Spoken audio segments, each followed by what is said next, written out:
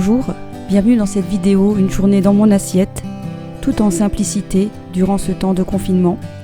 Je vous propose des recettes gourmandes, saines, assez rapides, avec des légumes du moment, en trouvant des alternatives pour éviter de faire les courses trop souvent. Et je vous propose aussi d'être inventive pour éviter le gaspillage.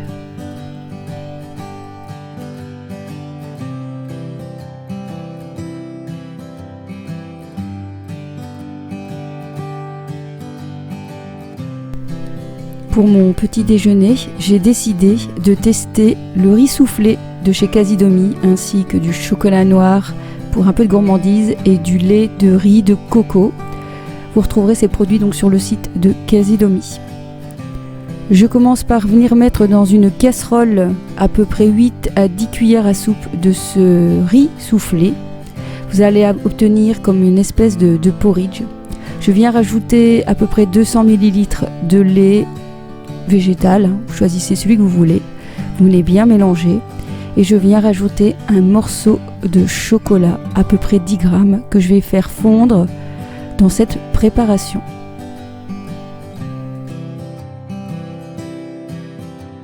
Lorsque ça commence à bouillir, je retire du feu, donc faites bien attention parce que ça cuit très très vite.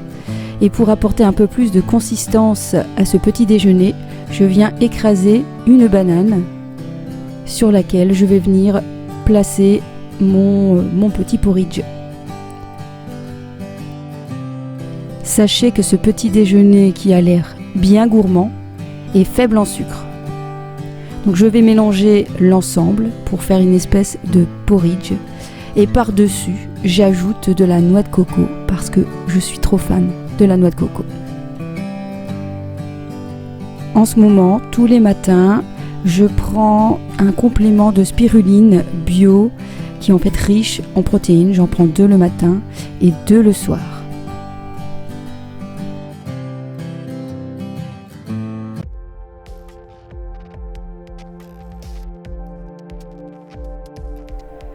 On passe maintenant à la réalisation de scones. Je me suis retrouvée sans pain et pour éviter de faire des courses plus qu'il ne fallait dans ce temps de confinement, j'ai regardé un petit peu pour trouver une recette qui pourrait servir un peu de pain. Et je peux vous assurer que c'est une tuerie. Vous avez besoin de 280 g de farine de votre choix. Moi, c'est de la farine complète de seigle, 60 g de beurre, un sachet de levure chimique, un œuf, 50 g de raisin. Et dans la recette traditionnelle, il y avait 40 g de sucre que je n'ai pas mis et il y avait normalement 160 g de crème fraîche que je n'ai pas mis. Je l'ai remplacé par du yaourt de soja, j'en ai mis à peu près 100 g et au moins j'ai rendu la recette beaucoup plus saine. Première étape, vous mélangez la farine, le sel et la levure chimique. Moi j'ai utilisé mon bol KitchenAid. Vous venez rajouter vos 60 g de beurre mou et vous allez venir mélanger l'ensemble. Ça va faire un petit peu comme une espèce de pâte un peu sablée. Pour cela donc j'utilise mon robot KitchenAid. Je mets le crochet et je viens donc mélanger. Mais vous pouvez bien sûr faire cette étape à la main aussi. Je viens préparer ma préparation liquide. Pour cela donc je viens mettre un œuf et à peu près 100 g de yaourt liquide pour remplacer la crème fraîche. Vous mélangez l'ensemble.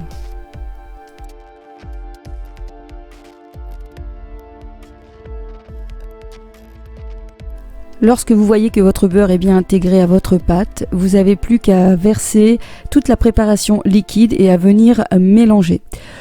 Pour recommencer, j'utilise une espèce de maryse et puis vous allez voir que par la suite vous serez obligé d'utiliser vos mains parce que ça devient un peu plus difficile à malaxer avec un outil.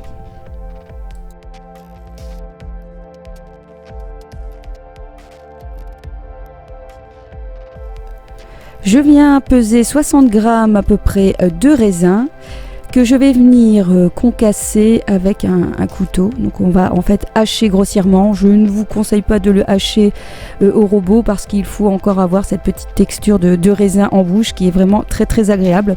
Vous allez voir en fait que cette recette peut très bien servir pour le repas du midi comme pour un petit déjeuner. Ça fonctionne très très bien.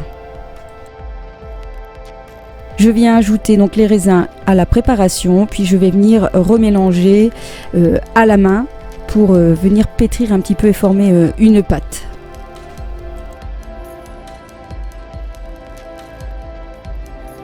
Ensuite, vous venez déposer votre pâte sur un plan fariné. J'avoue que j'ai eu un petit peu la main lourde sur la farine, il ne faut pas en mettre autant. Vous allez venir aplatir votre pâte, soit avec un rouleau à pâtisserie si vous avez, moi je le fais du plat de la main, pour avoir à peu près une épaisseur de 2 cm, on va dire, sur la table. Ensuite, avec un emporte-pièce, vous allez commencer à faire des espèces de cercles d'à peu près 4 ou 5 cm de diamètre. Et voilà.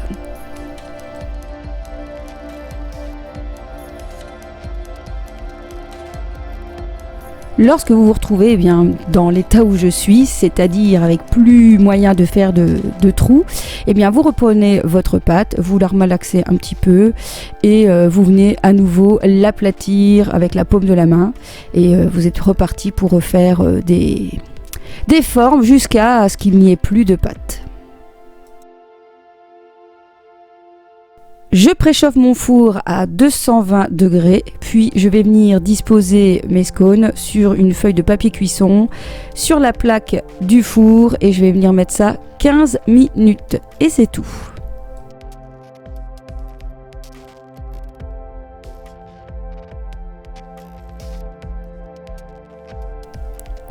Je vais ensuite les faire refroidir sur une grille et il n'y aura plus qu'à les déguster. Et je vous assure que c'est une tuerie. Essayez cette recette, vous m'en donnerez des nouvelles. C'est ultra gourmand.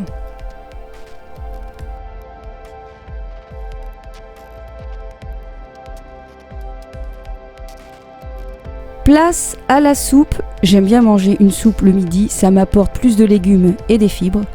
Pour cela, depuis quelque temps, ce que je fais, c'est que je conserve tous les parties de légumes que, à la base, je jetais, que je n'utilisais pas. Et je me suis dit, mais pourquoi ne pas les mettre dans une soupe? Donc, c'est-à-dire, par exemple, les gros morceaux de brocoli, vous savez, l'arrière des bouquets, les parties de tiges de céleri, mon persil qui arrive à la fin avec toutes les tiges, les bouts d'asperges que je ne mets pas. Donc en fait, à chaque fois, je prévois le reste de mes légumes dans un bol que j'utilise chaque semaine.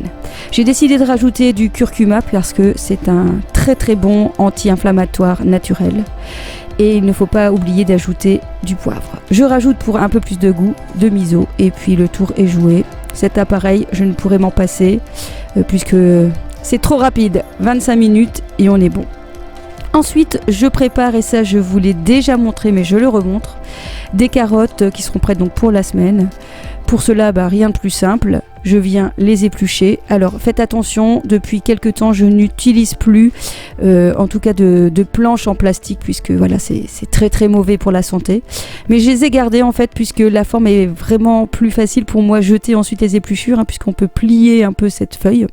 Et je viens donc couper mes carottes en tronçons, à peu près de la taille d'un bocal. Vous prenez un bocal vide que vous avez utilisé, ça peut être un bocal de chou rouge, d'haricots verts, et vous prenez donc la taille, et voilà, comme ça vous savez plus ou moins la grandeur de vos carottes. Vous venez rajouter de l'eau bien froide jusqu'en haut, vous refermez, et vos carottes vont tenir comme ça toute la semaine. Et voilà mon petit repas que je fais actuellement le midi. De la soupe pour avoir des bons légumes, des fibres, mes petits scones qui sont vraiment trop bons, qui se mangent salés ou sucrés, mes petites carottes et puis voilà un petit peu une petite salade que je me suis composée avec ce que j'avais, donc poivron et cœur de palmier. Et voilà.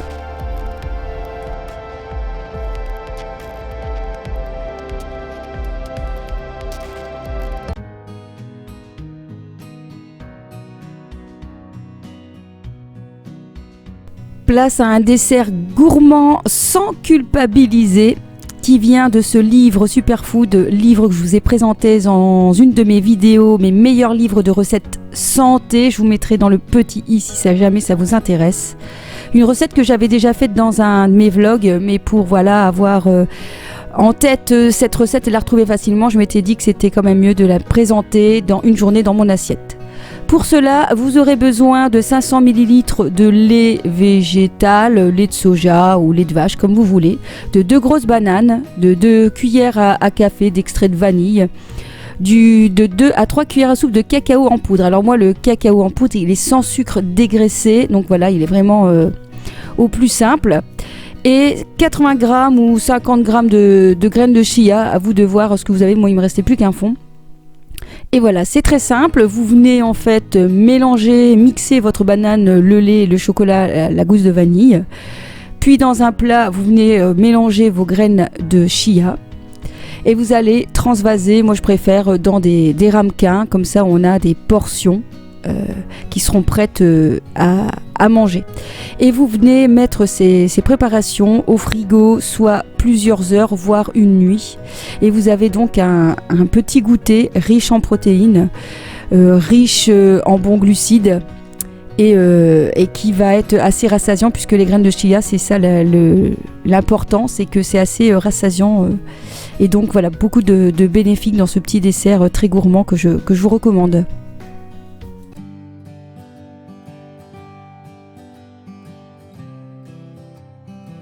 On se retrouve pour la recette du soir et c'était une première. Vous allez voir que je m'étais un petit peu empatouillé les pinceaux, si je peux dire, et puis que j'ai rattrapé le coup, tout simplement pour vous dire que parfois il suffit de réfléchir un peu et on arrive à trouver des solutions. Donc j'ai voulu réaliser pour la première fois donc une pâte brisée, et pour cela donc j'ai utilisé encore une fois mon KitchenAid avec une recette que j'avais trouvée sur internet. Vous avez besoin donc de 200 g de farine de votre choix, donc j'ai encore utilisé la farine semi-complète que j'avais, ainsi que 100 g de beurre mou aussi de préférence, un œuf entier et une pincée de sel. Donc j'ai d'abord mis la feuille de mon KitchenAid pour mélanger la farine avec le beurre, et puis ensuite j'ai rajouté l'œuf et j'ai mis le crochet à la place. J'ai attendu en fait que ça forme une espèce de pâte, de boule comme ça, et là je l'ai sorti de l'appareil. Ensuite il fallait l'emballer et le placer au frigo plus ou moins 30 minutes, et c'est là qu'il y a une bêtise de mon manque d'expérience, c'est lorsque je l'ai sorti, j'aurais dû attendre au moins une demi-heure que la pâte reprenne un peu la température ambiante pour que je puisse la travailler plus facilement, parce que là forcément je l'ai un peu cassée puisqu'elle était froide, et du coup je n'ai pas réussi à la modeler comme il fallait, et donc je me suis rendu compte que je partais dans tous les sens et que j'allais jamais arriver à faire une forme arrondie pour un grand plat.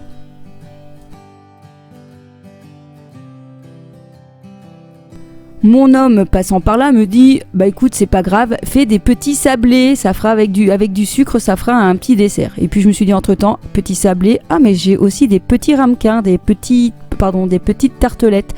Je me suis dit à mon avis là je vais y arriver. Du coup j'ai repris des petits morceaux. Là forcément la pâte était déjà plus facile à travailler et j'ai réussi en fait à avoir une forme que je pouvais placer dans mes tartelettes. Pour certaines tartelettes c'était un peu plus compliqué, mais voilà, je faisais un peu de rafistolage et ça fonctionne, il n'y a pas de souci. Si jamais vous avez des fonds de tartelettes avec des trous, que vous rajoutez un peu la pâte, ça fonctionne et il n'y a pas eu de souci.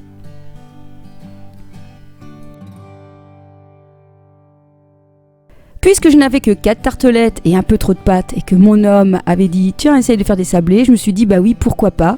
Du coup je prenais le reste de pâte et encore une fois avec l'emporte-pièce j'ai fait donc des espèces de disques assez fins. Pour donner une belle couleur, j'ai badigeonné d'un jaune d'œuf par dessus.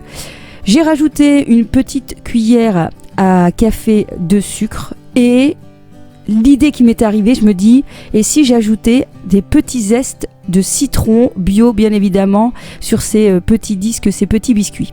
C'est ce que j'ai fait et je peux vous dire que le résultat est très très bon.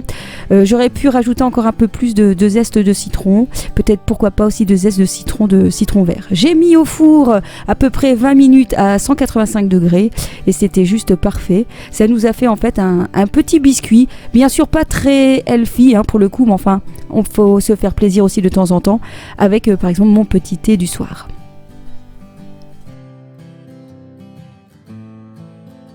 On reprend ma tartelette. Pour cela, vous allez venir casser 3 voire 4 œufs. Donc 3 œufs et vous allez rajouter en fait le jaune d'œuf que j'ai utilisé tout à l'heure pour badigeonner mes petits disques, mes petits biscuits. Vous allez pouvoir ajouter la moitié d'une bouteille de crème fraîche. Moi, j'en avais pas mis assez, mais j'en ai rajouté entre temps. Bien du sel, bien du poivre pour venir rehausser le goût. En ce moment, ce sont les épinards, donc pourquoi pas les intégrer dans une tartelette. Pour cela, c'est très simple. Vous les lavez bien évidemment et vous les plongez quelques minutes dans une eau bien bouillante. Prévoyez à côté un saladier avec de l'eau bien froide, ce qui permet en fait d'arrêter la cuisson et de pouvoir ensuite intégrer dans sa préparation d'œufs sans cuire les jaunes d'œufs. Donc vous allez venir bien mettre dans cette préparation d'eau froide. Ensuite, vous allez bien les essorer, donc dans vos mains. Moi, je viens presser pour essayer de retirer le plus possible le jus, l'eau des épinards pour éviter que ma préparation ait trop d'eau. Ensuite, vous allez mettre dans votre préparation d'œufs et vous allez mettre les épinards dans les petites tartelettes et venir verser le jaune d'œuf avec le crème fraîche, oui, c'est ça la crème fraîche, sur vos tartelettes.